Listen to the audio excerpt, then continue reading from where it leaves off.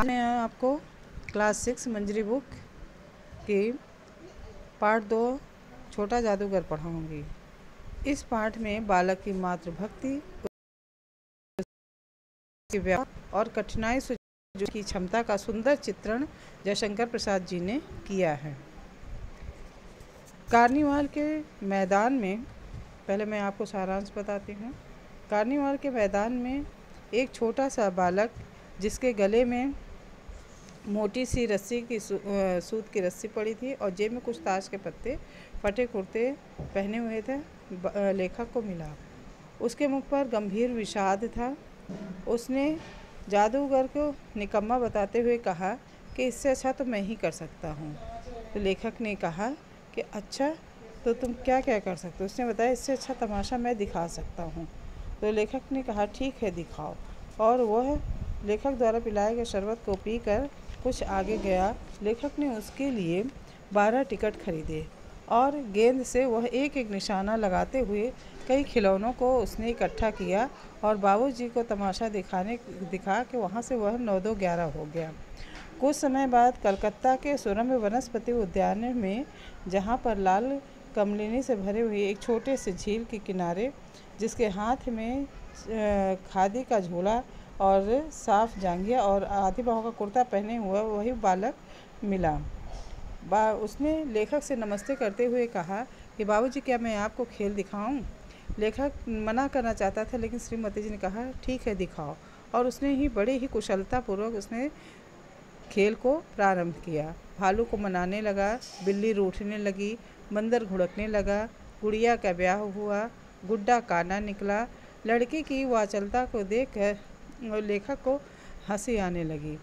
उसकी श्रीमती जी ने उस बालक को 1 रुपये देते हुए कहा कि तुम इसका क्या करोगे? लेखक ने बोला, पहले मैं पकौड़े खाऊंगा और एक सूती कम्बल लूँगा अपनी माँ के लिए।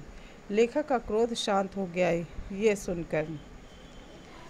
वह बालक कुछ समय बाद फिर लेखक को मिला और जब लेखक कोलकाता छोड़कर जाने लगे तो उसने वही खेल दिखा रहा था। लेखक को समझ नहीं आया कि आज जो उसकी वाणी में चपलता थी और जोश था खेल में, वह आज नहीं था। उसके स्वर काँप रहे थे, वह रो रहा था।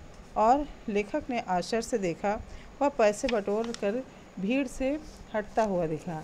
लेखक ने उसको रोक कर बोला कि आज तुम्हारी वाणी में वो चपलता नहीं है और तुम्हारे खेल में कुछ दम नहीं था, ऐसा क्यों? उस छोटे बालक ने कहा कि आज हमारी माँ ने कहा था कि मेरी घड़ी समीप है, तुम शीघ्र आ जाना।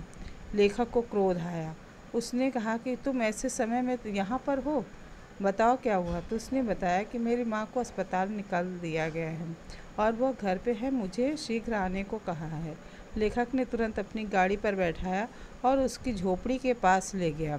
कुछ ही मिनटों में लेखक उस छोटे जादूगर के साथ उसकी झोपड़ी में पहुंचा। बालक माँ माँ पुकारते हुए अंदर झोपड़ी में घुसा। लेखक भी पीछे अंदर गए। स्त्री के मुंह से बेशब्द निकला था और उसके बाद दुर्बल हाथ गिर पड़े। जादूगर उससे लिपटकर रोने लगा। मैं स्तब्ध था। उस उज्जवल धूप में समग्र संसार जैसे चारों ओर जादू सा बनकर नृत्य करने लगा था। बच्चों, ये पाठ का सारांश है। इसके बाद और शब्दार्थ देख कर लिख लीजिएगा। फिर कहानी में पहला आपको देखना है कि खुद को इसमें से छांटना है चैप्टर के आधार पे कि कितने उसके पास खिलौने थे। ऑप्शन दिए हैं। सेकंड क्वेश्चन है, मिलान करना है।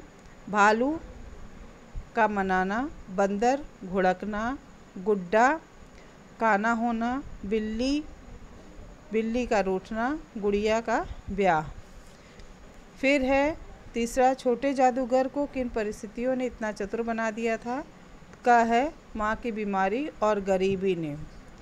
क्वेश्चन नंबर 4 है, जादूगर की माँ और पिता किन परिस्थितियों में थे? आंसर है बेटा, जादूगर की माँ बीमार थी और पिता देश सेवा करते हुए जेल में थे। फिर आपको क्वेश्चन नंबर 7 करना है, 5 और 6 नहीं करना है। सेवन करना है।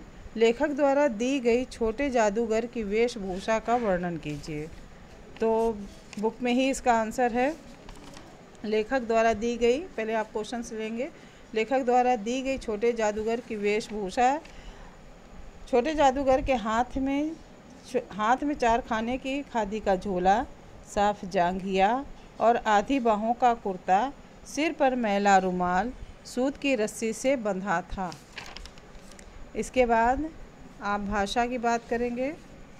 भाषा की बात में हम मुहावरे का अर्थ बता देंगे और वाक्य प्रयोग आप अपने शब्दों में उसका वाक्य बनाएंगे।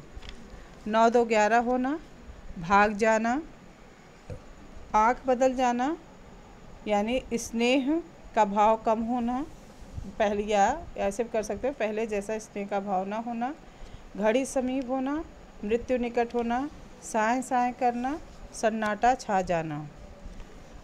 फिर क्वेश्चन नंबर 2 है, निम्नलिखित शब्दों का समानार्थक शब्द बताइए। समानार्थक चाहे कहिए चाहे पर्यायवाची कहिए। तो विषाद का समानार्थक शब्द है उदासी, सुस्ती। निनाद का समानार्थक शब्द है गुंजायमान, नाद, स्वर भी होता है। उद्यान, बाग, बगीचा या वाटिका भी कह दीजिए। 2 ही 2 आपको लिखना है। जेल, कारागार। निर्मल, शुद्ध, स्वच्छ। किरण, रश्मि, प्रभा। इसके बाद बच्चों आपको 5th वाला करना है, जिसमें अंडरलाइन किया हुआ है, इसका विलोम शब्द आपको बताना है। अपमान का विलोम शब्द है मान। धनी, गरीब या निर्धन भी कर सकते हो, धनी का निर्धन भी होता है। कठोरता, कोमलता, कनिष्ठ, ज्येष्ठ। बच्चों ये पाठ यहीं समाप्त हुआ। आपको अगर कुछ इसमें पूछना हो तो पूछ लीजिएगा। ये पुरानी मंजरी बुक से मैं पढ़ा रही हूँ, मेरे पास नई मंजरी उपलब्ध नहीं है। नई मंजरी में पाठ चैप्टर अपना अपना स्थान स्वयं बनाइए। अगर मुझे उपलब्ध होगा तो मैं आपको बाद में करवा दूँगी। अभी मैं पुरानी मंजरी से ही आपको पढ़ा रही हूँ। जो भी परेशानी हो पूछ लीजिएगा। धन्यवाद।